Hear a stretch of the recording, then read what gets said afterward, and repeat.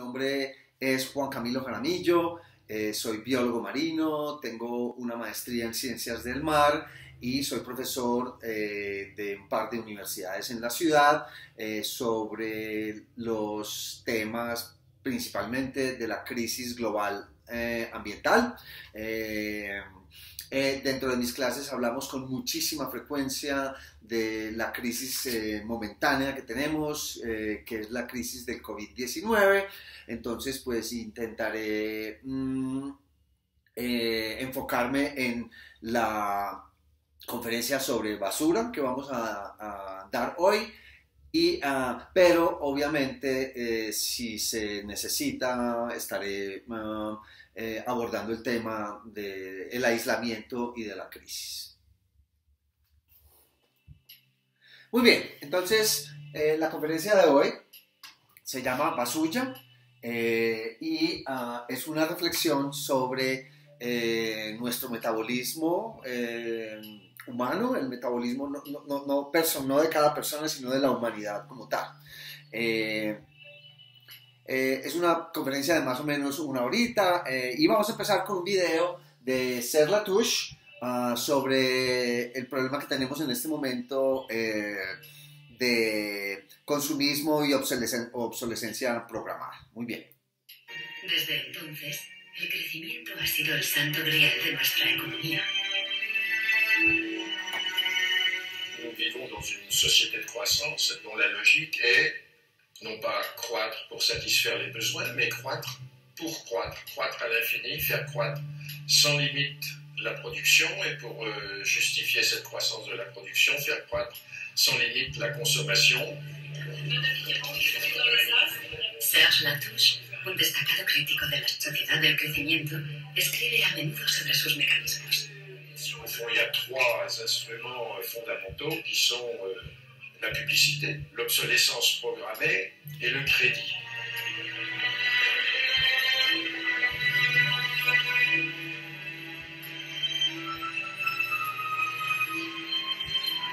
In the last generation or so, our role in life seems to be just to consume things with credit, to borrow money to buy things we don't need. That makes no real sense to me at all.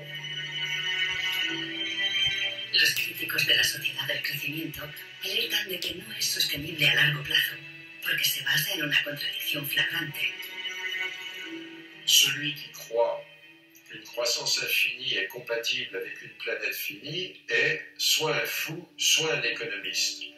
Le drame, c'est qu'au fond, nous sommes tous des économistes maintenant. Bien.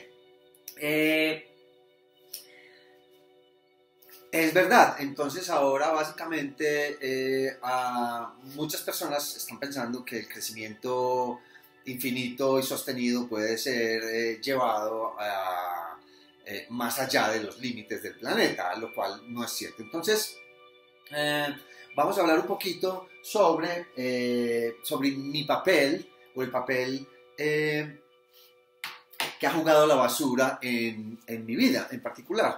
Cuando yo estudié biología marina y me fui a hacer mi maestría en Estados Unidos, el primer trabajo que conseguí antes de hacer mi maestría, o sea, simplemente con mi pregrado, fue en el Miami Sea Aquarium, que es básicamente un acuario, un zoológico, que es un acuario básicamente donde hay ballenas, orcas, ballenas orcas, no ballenas, orcas, ballenas orcas. Delfines, otros reptiles, otros también aves, etcétera, etcétera. Entonces yo fui contratado como curador de aves y reptiles de este lugar en particular. Y una de las cosas que me tocaba hacer con muchísima frecuencia era cuidar las tortugas, que también son reptiles. Hay 8 especies de tortugas en el mundo, de tortugas marinas. Todas las 8 especies están en vía de extinción, y una de las razones por las cuales nosotros teníamos mucho que ver con ellas es porque el parque zoológico el parque del Miami Sea Aquarium era usado para rehabilitar las tortuguitas que llegaban heridas o para ser rescatadas en nuestro acuario. Yo como era el curador de aves y reptiles, ese era mi trabajo, curador de aves y reptiles, pues tenía que hacer, entre otras, las necropsias de las tortuguitas cuando éstas llegaban al acuario un poco enfermitas. Entonces, cuando se morían, me tocaba abrirlas y ver qué era lo que estaba pasando con esto. Entonces, acá estoy yo muy jovencito. Este es el Miami Sea Aquarium. Esta ballena se llama Lolita y lleva 45 años encerrada en esa pequeña piscinita, lo cual pues hace reflexionar un poco sobre la necesidad de los acuarios y de los zoológicos en el mundo actual, ¿cierto? Muy bien. Pero realmente entonces mi trabajo consistía en cuidar de las tortugas y de los pájaros, o sea, de los reptiles y los pájaros. Ahí me pueden ver muy jovencito y acá quiero llamarles la atención a esta tortuguita en particular. Le estábamos poniendo una medicina, pero esta era una de esas tortugas que nos habían llevado al acuario que una lancha le había cortado una aleta y pues no podía volver al océano y defenderse por ella misma, entonces nosotros la cuidamos. Allá debe estar todavía, eso sucedió hace 20 años, 20 y pico de años, pero como les contaba, entonces mi trabajo era, en algún punto cuando las tortuguitas no sobrevivían la encrucijada en la que estaban, pues hacerles las necropsias. Y durante la necropsia, pues básicamente se trataba era de encontrar qué era lo que había matado este animal. Y con muchísima frecuencia, el 99% de las veces, la razón por la cual estos animales morían, o murieron muchos de ellos, fue por consumir bombas de caucho. Acá se ve una pequeña tortuguita a propósito. Las bombas de caucho, tan comunes para las celebraciones de las personas, cuando un niño Felipito cumple un año, entonces vamos a hacerle una fiesta y soltamos miles de bombas. Las bombas se van a la atmósfera, los vientos las acarrean, las llevan al océano, ellas terminan reventándose por la diferencia de presión, y cuando caen al agua se parecen mucho a la comida misma de las tortugas, y por eso cuando tocaba hacer las necropsias, pues encontrábamos todo tipo de cosas, especialmente plásticas. Acá por ejemplo se ve un tubito de plástico que le encontramos a esa tortuga en particular, lo cual era pues obviamente una tragedia ver simple y llanamente un animal en vía de extinción morir porque alguien había dejado una pequeña tubo de plástico en el agua, ¿ok? Esa es simple y llanamente nuestra manera de ver las cosas. Entonces, obviamente, pues cuando veo titulares en el periódico de que para celebrar o conmemorar la muerte, no celebrar, conmemorar la muerte de cualquiera, en este caso creo que fue víctimas del avión de Avianca, pues la gente deja salir globos sin estar conscientes. Yo me imagino que las personas, si estuvieran conscientes de esto, no lo harían, pero como no lo saben, o sea que es un problema de ignorancia, como todos los problemas en este mundo, pues tiran las bombas y es muy triste que para celebrar algo o conmemorar algo haya que matar a alguien más en el océano, sin que uno siquiera se dé cuenta. Muy bien. Entonces, cuando yo estaba un poco más joven, trabajaba en la Universidad de Miami, donde obtuve mi maestría, y uno de mis trabajos era con el doctor John Gifford, quien es un arqueólogo marino ya retirado, y con John lo que hacíamos era, digamos, uno de los trabajos en los que yo estaba más interesado era el metabolismo humano, pero desde la prehistoria, o sea, desde que evolucionamos. Y en la Florida, en un lugar en particular, en el norte de la Florida, en Little Salt Springs, uno de los sitios donde estábamos haciendo excavaciones para averiguar cómo vivían nuestros antepasados, era este cenote. En este cenote, presumiblemente hace unos 10.000 años, poblaciones humanas que venían migrando del norte, presumiblemente tratando de ocupar el continente de manera inconsciente, pero tratando de ocupar el continente después de haber entrado por Alaska, pues los grupos humanos se iban estableciendo donde iban llegando, donde había comida, agua, etcétera, etcétera. Y esos lugares, los cenotes, son muy apropiados para eso porque en los cenotes las personas tienen agua limpia, animales que llegan a beber, en fin, es un lugar, digamos, muy adecuado para establecerse. Entonces, como pueden ver aquí, básicamente lo que hacíamos era excavaciones y lo que estábamos buscando era cómo depositaban la basura ellos hace 10.000 años. Y lo que encontrábamos eran pues pedacitos de huesitos, cerámicas y otro tipo de basura, ¿sí? Ok, es basura, sigue siendo basura, solamente que no degradable. Muy bien.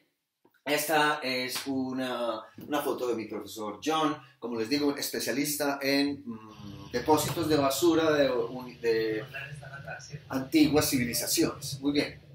Bueno, su especialidad era la arqueología marina, pero en este caso estábamos estudiando esta particular comunidad indígena en el centro de la Florida. Esto es en un país vecino hace no mucho, en Panamá, donde estábamos haciendo unos muestreos de manglares y una persona de la Autoridad Marítima de Panamá nos llevó a conocer el basurero de su pueblo, que se llama Las Tablas, y pues como pueden ver es un basurero a cielo abierto, que ya están obsoletos, pero pues en todo el mundo es la norma, los rellenos sanitarios a cielo abierto, que causan muchísimos problemas, enfermedades, el plástico ahogando la vida silvestre, etcétera, etcétera. Esto es en el basurero de Las Tablas.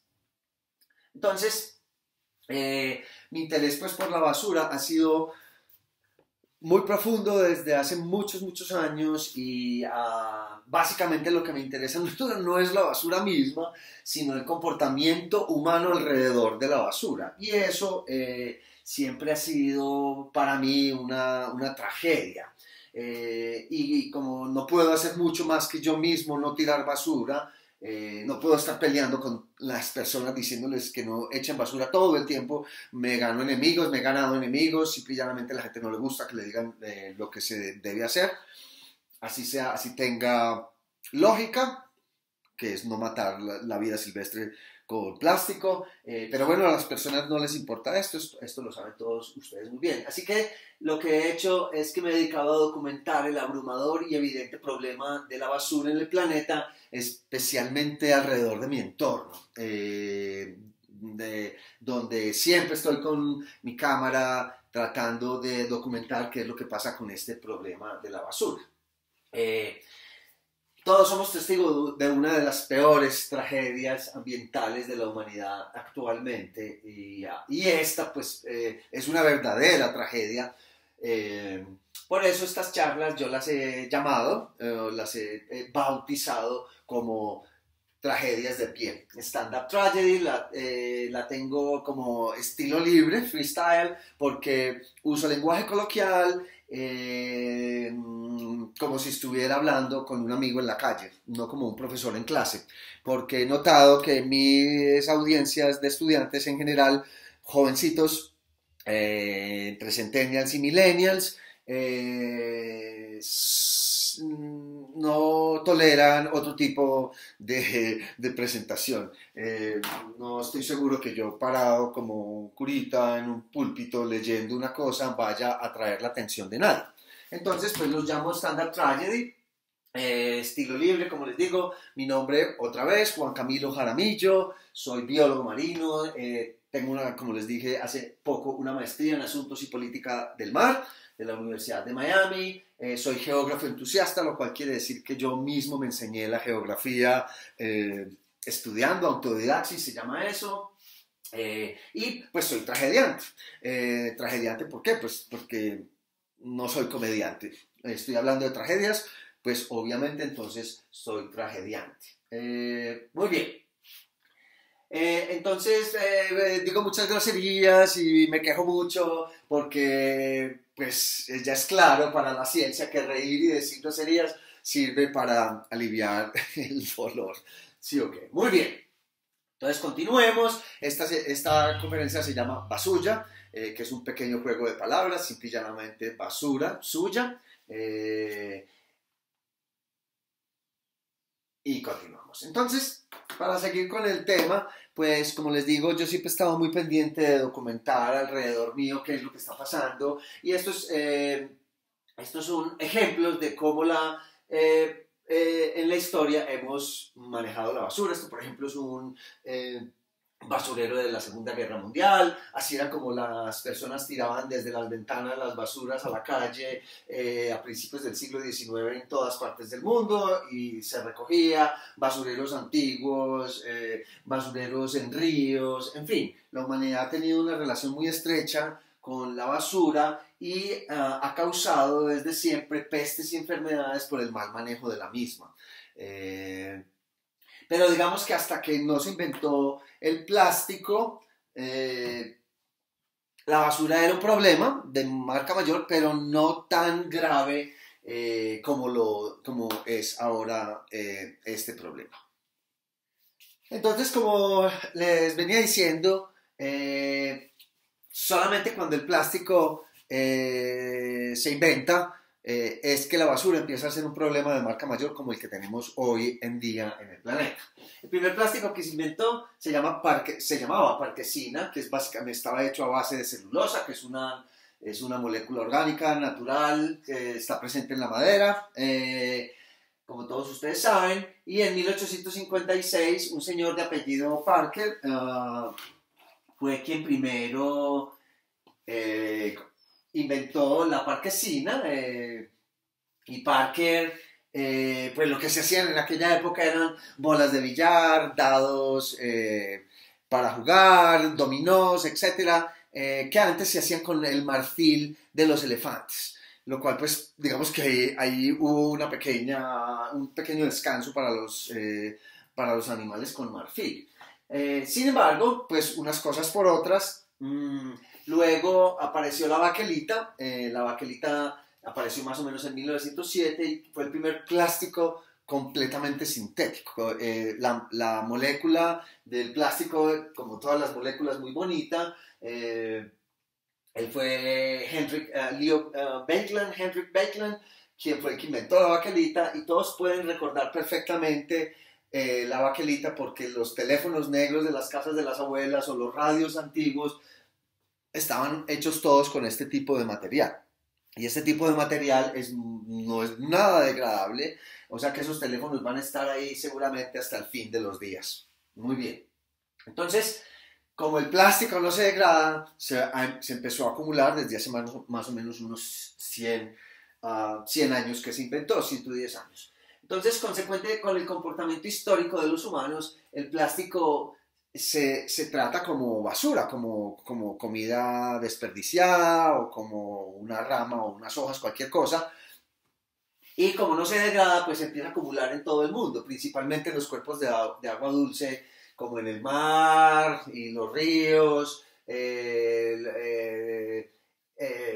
donde también se vierten todas las porquerías que los humanos usamos para mantener nuestro estilo de vida, como los fungicidas, medicinas, agroquímicos, metales, etc.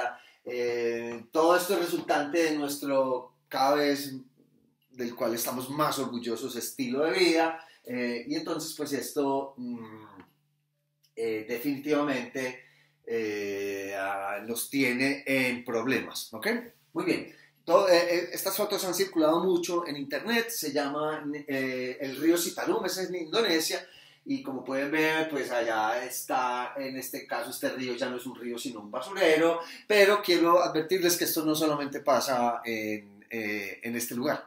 Eso pasa en todo el mundo, incluyendo nuestro país. No hay sino que ir a Coveñas para ver, por ejemplo, entre Montería y Cereté, o entre Cereté y Lorica, el caño de Cereté. Cuando uno pasa, haga cuenta la misma cosa. Entonces, pues no es una cosa exclusiva de unos humanos por allá, sino que es una cosa exclusiva de los humanos en todas partes. Muy bien.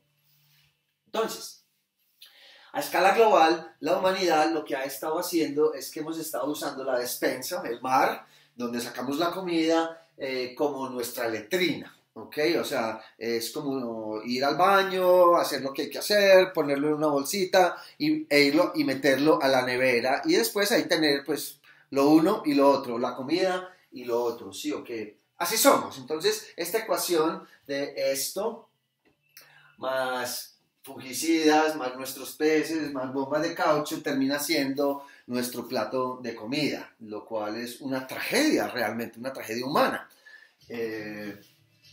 Y es de lo que estamos precisamente hablando hoy en esta charla. Entonces les voy a mostrar un video sobre el río. Este es el río Medellín, en Barbosa, un poco más abajo de nuestra ciudad.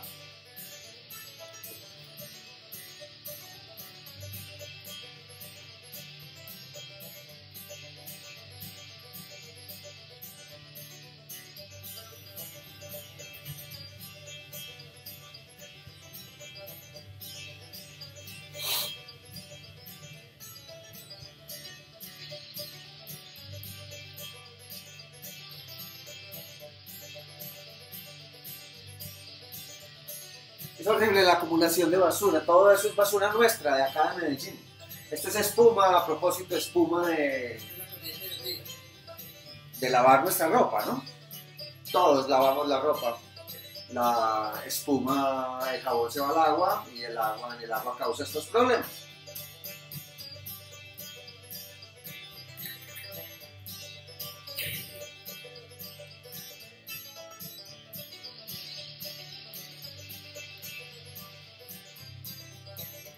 Muy bien.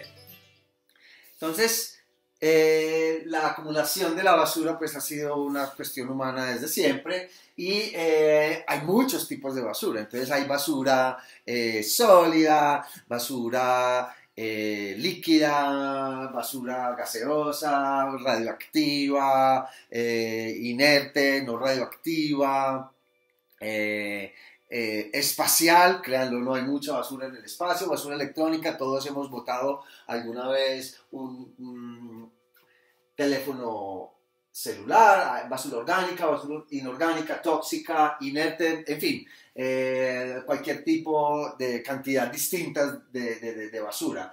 Pero entonces es importante saber cómo se compone la basura, digamos, en un carro de basura típico que va a nuestro barrio y recoge la misma, ¿cierto? Entonces, acá tengo, antes de eso, unos niños en un pueblecito en Palo Cabildo, en Jericó, fui a dar una conferencia, esta misma precisamente, y me llamó mucho la atención que ellos habían en su escuela puesto este letrerito, y dice, existen 3 tipos de basura, punto. Orgánica, inorgánica y el idiota que la arroja al suelo. Y eso me parece muy chévere viniendo de los niños. Y por eso lo pongo acá. Muy bien, entonces esto es como se distribuye básicamente un carro de basura que va a nuestro barrio, ¿cierto? Entonces, básicamente, el 25% es papel. También hay el 20% más o menos, el 20% de orgánicos, plástico un 14%, los escombros hacen un porcentaje muy significativo, lo mismo otras cosas como sillas y cosas que nadie se imagina, que la gente tira, y los metales y el vidrio en particular están en muy poquito porcentaje porque el vidrio, tanto el vidrio como los metales son muy reciclables, entonces como tienen un valor económico, la gente los recoge. Muy bien, perfecto. Entonces, entre los años 60 y los años 70, en Estados Unidos y en otros países desarrollados en el mundo, había mucha contaminación.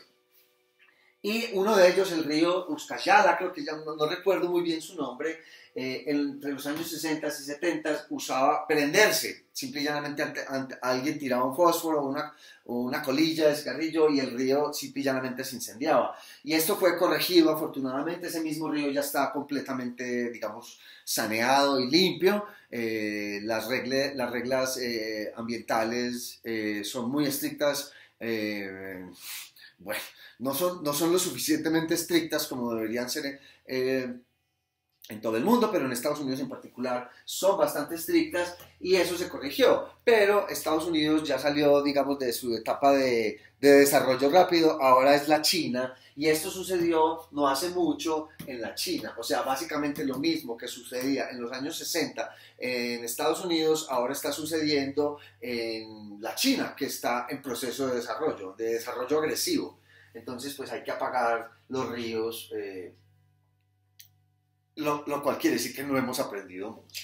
Entonces les voy a contar una historia de hace unos años. Esto fue en el norte de nuestro país, en la Rada se llama, es muy cerca a Coveñas. Un día iba caminando por la playa y estaba, digamos, con mis perros, caminando por la playa y tomando fotos, y encontré lo que les voy a mostrar. Básicamente, mucha basura, pero particularmente un tipo de basura que me causó me perturbó mucho, porque son pesticidas. Entonces este pesticida que usan los ganaderos indiscriminadamente se llama Gramoxone. Estaba por todas partes, un frasco, además decía categoría toxicológica, extremadamente tóxico. Extremadamente tóxico, y habían otros que decían moderadamente tóxico, pero tenían etiquetas verdes, como la industria piensa que poniéndole a una etiqueta color verde ya todos nos vamos a poner contentos y a decir que tan ecológicos, pues ellos también hacen lo mismo. Pero la verdad es que aquí no había solamente basura de esta, había también, como pueden ver, jeringas, y sobre todo partículas pequeñitas de plástico que con el sol se empiezan a degradar y se empiezan a quebrar y empiezan a saturar las playas de basura, ya no tarros grandes sino pequeños. Por ejemplo, acá se ve, esta es el ala de una libélula, como para tener eso en contexto, y lo que se puede ver son miles de particulitas de plástico por todas partes, ya de tamaño muy chiquito. O sea, ya no es basura grande sino basura pequeña. Una semana después tuve que ir a hacer un trabajo a Panamá y me fui a un pueblito que se llama La Rada, y en La Rada llegamos perdonen, muy bien, perdonen, ok, estas cosas pasan incluso online. Espero que todos hagamos como si estuviéramos en vivo, eso es lo que estoy intentando hacer. Les voy a mostrar un poquito más de lo que veo o cada que voy a Moñitos, que es un lugar, digamos, de paseo para los colombianos. Les voy a mostrar esto es paso en Moñitos. Lo que les voy a mostrar pasa en este momento en todas las playas del mundo.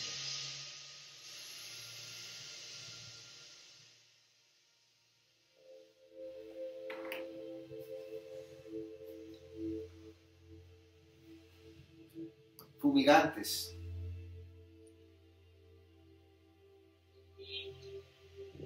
Mucho más plástico que materia orgánica en todas partes. 9 millones de toneladas de basura terminan en los océanos todos los años. 9 millones de toneladas. 9 millones de toneladas. Es una verdadera tragedia.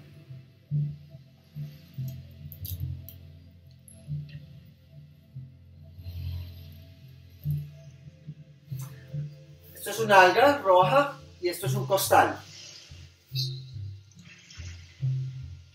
Entonces, con más frecuencia de lo común, el plástico se ve como otras cosas vivas. La bolsa verde parece las algas rojas, y eso confunde a los organismos marinos que consumen el plástico y se mueren, como les mostré al principio de este video.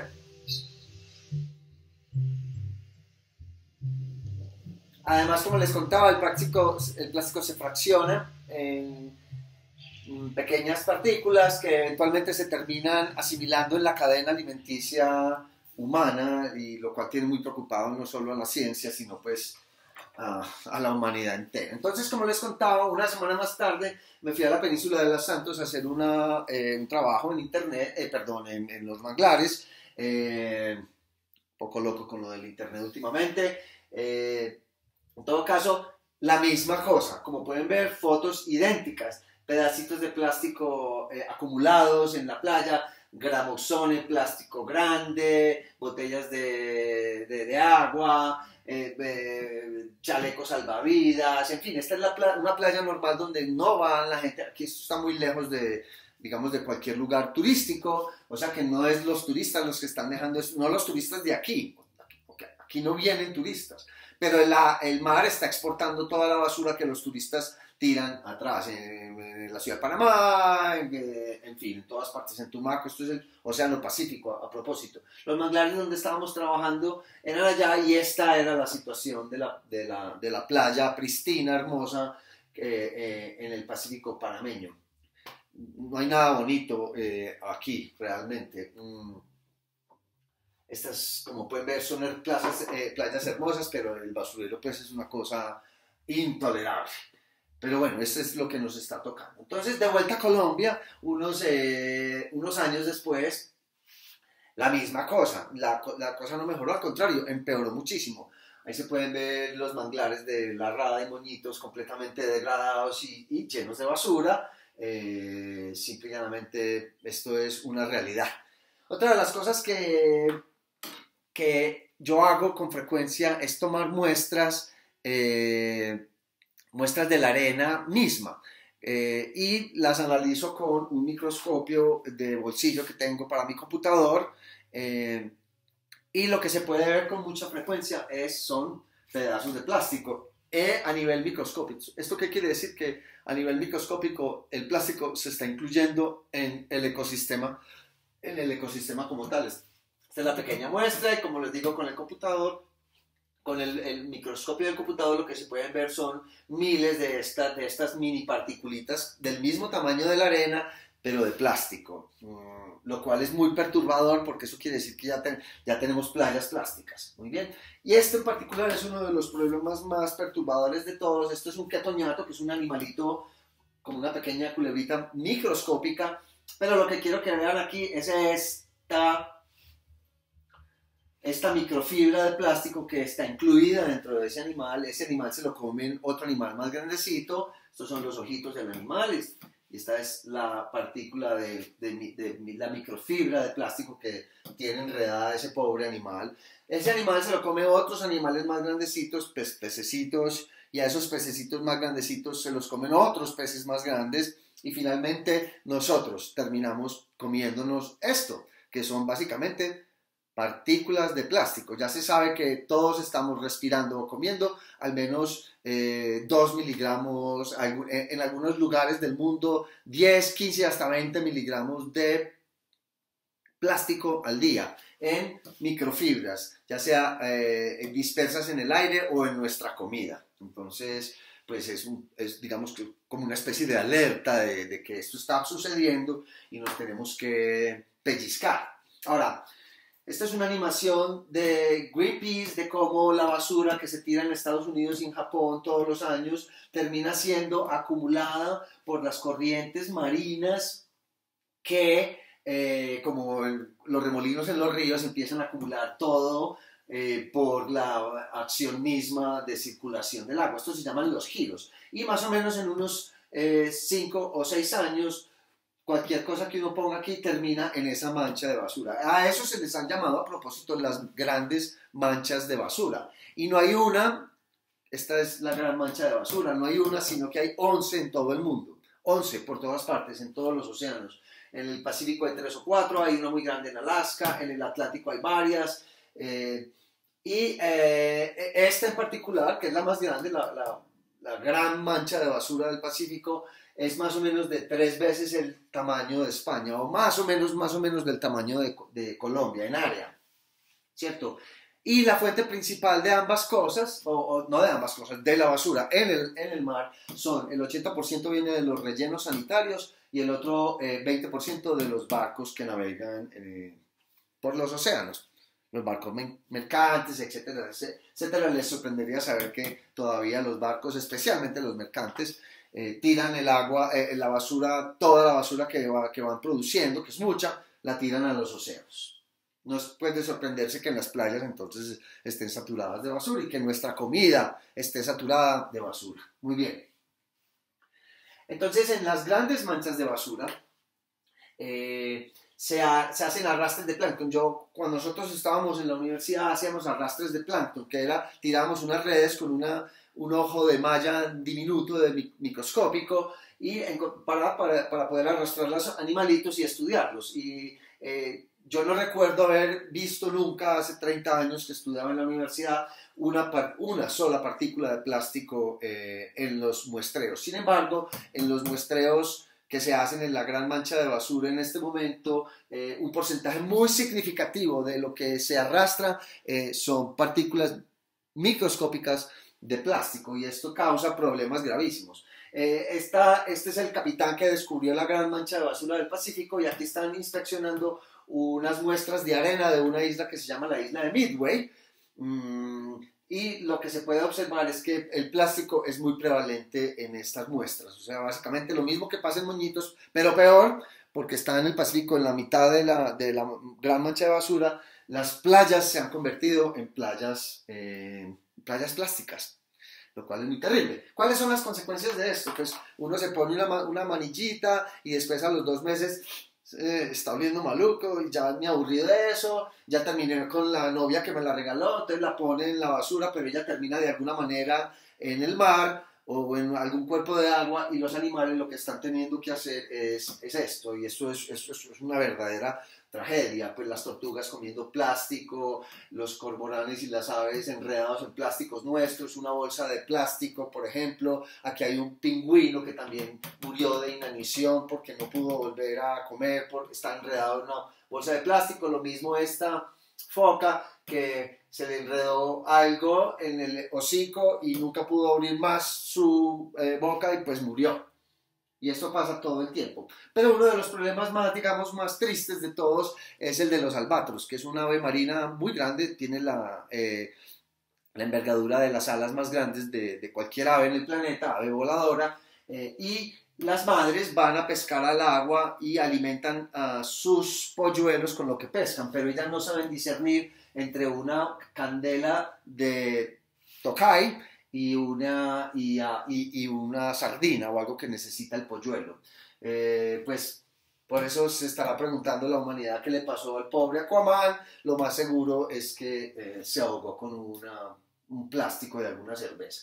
Entonces, la basura es responsable de la extinción del albatros real. Vamos a ver un pequeño video muy perturbador sobre lo siguiente. A propósito, soy yo en el año 1987 recogiendo una ave muerta en la isla de Gorgona que se había enredado en algún nylon que dejó un pescador, que lo hacen con mucha frecuencia, y pues eso mismo estaba sucediendo hace 30 años y ahora miles y miles de especies tienen ese problema. Este es el problema de los albatros. Las madres albatros van, pescan y después regurgitan o, digamos, le vomitan la comida a los polluelitos para que ellos se alimenten, pero como les digo, sin conciencia de qué es lo que están pescando, porque no saben. Entonces pescan una candela en vez de una sardina, se van, se la dan a su polluelo. El polluelo obviamente no se puede alimentar de basura y terminan muriéndose, ¿no? Esto es una cosa que me pone muy triste.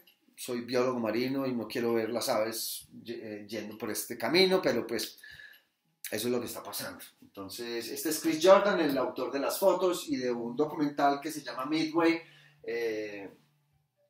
donde se expone este problema. Como les digo, esto sigue siendo muy prevalente en las personas. No tienen ni idea que una bomba de helio puede matar un pájaro o algo.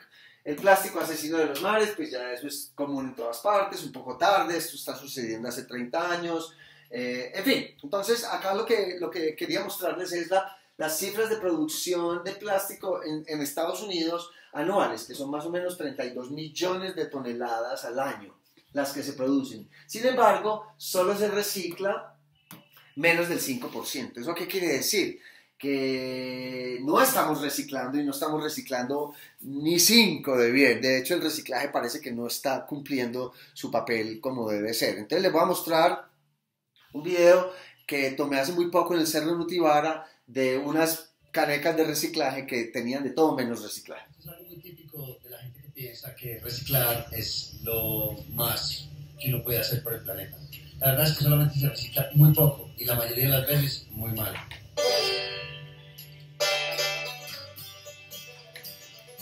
Estas eran unas canecas de reciclaje y ahí dice, Orgánicos o biodegradables, reciclables o no reciclables. sin embargo, cuando uno mira en la caneca, se ve lo mismo siempre. O sea, la gente está tirando las mismas cosas, plástico, papel, comida, todo en las tres. No se está reciclando. O la gente no sabe reciclar, no quieren reciclar además.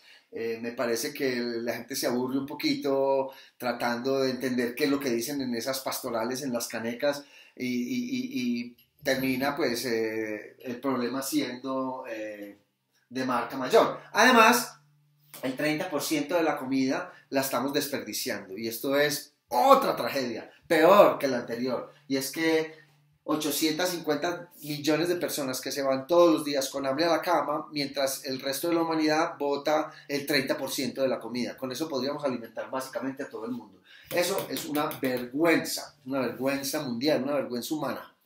En el campo además es la misma cosa, no es solo en las ciudades. Les voy a mostrar algo que está pasando en el campo donde vivo yo.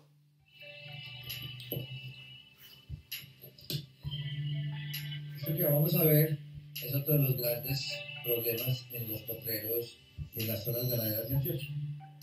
Entonces yo vivo en una zona ganadera y los ganaderos fumigan la manga y esto es lo que hacen. Después de que fumigan tiran toda la basura en una zanja o en muchas zanjas. Y yo tengo que, digamos, todos los días hacer mi papel, que es recogerle la basura a los montañeros. Yo soy montañero también. Todos en Antioquia somos montañeros. Somos de la montaña.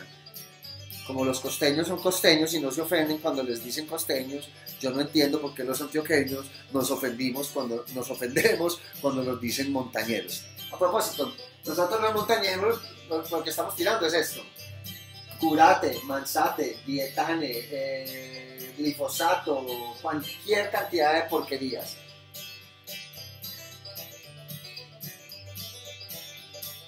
Obviamente yo no puedo dejar eso ahí, no soy capaz, entonces recojo todo y limpio mi vereda. Pero ellos no. No tienen el menor respeto por su propia tierra. Uno creería que los campesinos son más conscientes, pero no. Entonces, la producción personal de basura es otra de esas tragedias. En Estados Unidos una persona está más o menos produciendo unos 2 o 3 kilos de basura al diario. Pero nosotros en México, Colombia, países sudamericanos, estamos más o menos produciendo 2 libras, o sea, 1 kilito de basura al día. Eso significa que más o menos estamos produciendo 365 y 400 kilogramos de basura al año por persona. Y estamos desperdiciando comida como en el resto del mundo, mientras 850 millones de personas aguantan hambre todos los días de su vida. Voy a dejar un segundito aquí y ya voy a empatar. Bueno, después de un merecido cafecito, no es fácil darle una conferencia a una cosa abstracta ahí. Es muy extraño hablarle al aire. Pero pues esta es la manera como va la educación a continuar en el futuro. Nada va a ser lo mismo después de esta crisis. Entonces pues nos tenemos que acostumbrar a ver los profesores en casa, en pijama, dictando clase. Muy bien. Entonces, la razón principal de todo lo que les he mostrado tiene su raíz en el comportamiento humano, obviamente. Esta persona que les muestro aquí fue un economista inglés del siglo XIX. Su nombre era W. Stanley Jevons y es responsable por una de las paradojas sobre basura más importantes que hay, digamos que resaltamos en la academia. La teoría es muy sencilla. Él descubrió que en 1865, y escribió un libro acerca de esto que se llamó La pregunta del carbón, en 1865 la revolución industrial apenas estaba empezando.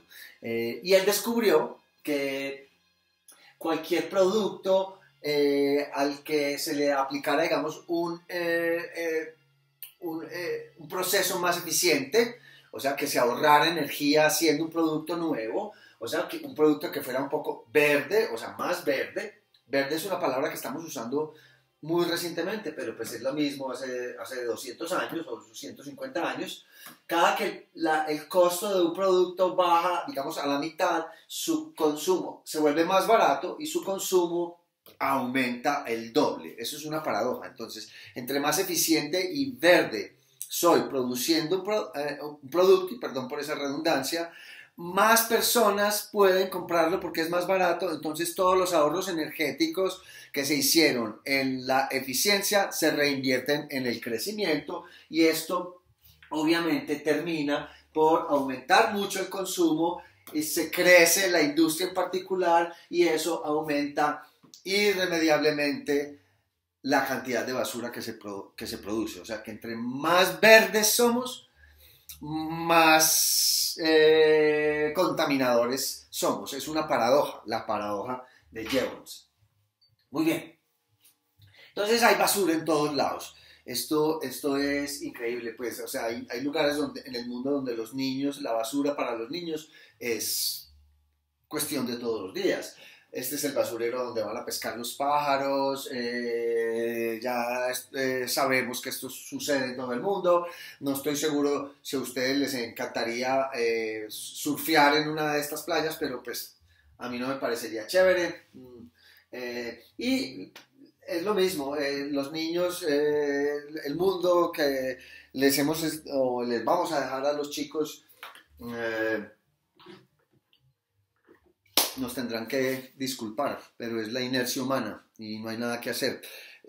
Como consuelo de tontos, puedo decirles, y esto es súper comprobado por los sociólogos, si fuéramos nosotros los niños naciendo ahora y los niños de ahora fueran los abuelos de hace 30 o 40 o 50 años, las cosas habrían sido exactamente iguales. O sea, no es que las generaciones anteriores son más culpables que las nuevas. Somos todos culpables, es una inercia que lleva el planeta. Y sí, los niños ahora pues no tienen la culpa de haber nacido dentro de esta crisis, pero igual nosotros nacimos dentro de esta crisis. Lo único es que sí es muy triste ver un chico que tenga que crecer en un ambiente como este, ¿okay? Eso es una verdadera tragedia, y solamente nos resta disculparnos con las generaciones posteriores, porque el mundo que les queda va a ser horrible. Muy bien, muy bien. Entonces hay basura en todas partes, inclusive en el espacio. Hay toneladas y toneladas y toneladas de basura espacial, que parecería increíble que tengamos la capacidad de mandar basura para el espacio. Estos son los restos de los satélites que quedan en desuso, y pues allá está. Muy bien. Inclusive en el lugar más alto del mundo, que es el monte Everest, hay un basurero que es el más alto del mundo, obviamente, porque todos los escaladores que van allá a cumplir su sueño, que es pagar 300 millones de pesos para que lo suban a uno a la cima más alta del mundo, dejan toda su basura, ¿ok? Lo cual es muy humano. Y eso es con lo que terminamos, un planeta de basura. Muy bien. Perfecto. Esto es en La Guajira. Y esto que les quiero mostrar aquí es una huelga de trabajadores de la basura en el Líbano, que hizo que las personas tuvieran que botar todas sus bolsas de basura en una autopista, y lo que hicieron fue obviamente tapar la autopista con esta basura. Por eso es que hay que apreciar mucho, pero mucho, mucho, mucho el trabajo de las personas que recogen la basura, que es muy menospreciado. Yo he visto personas tirar basura a la calle y después de preguntarles por qué hicieron eso, la respuesta que he tenido 1000 veces es para darle trabajo a los que recogen la basura. Eso es como ir por ahí por la calle, matar a alguien y si alguien me pregunta, es para darle trabajo a la policía. No tiene absolutamente nada de sentido decir una cosa aquí. Eso está enraizado en la profunda ignorancia de nuestro pueblo. ¿Cómo así que darle trabajo a los que recogen la basura?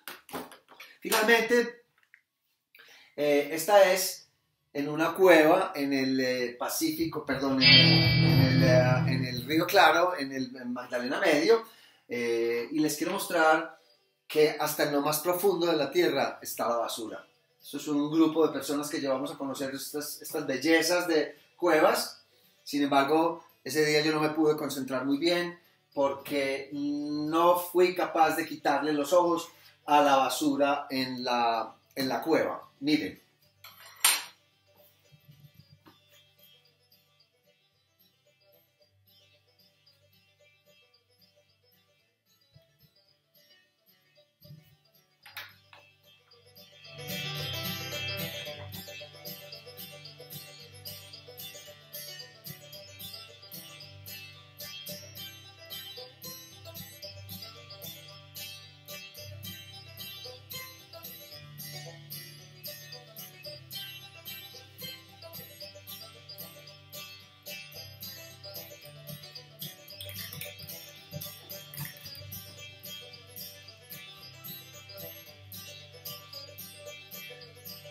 En cada rincón de la cueva había algo.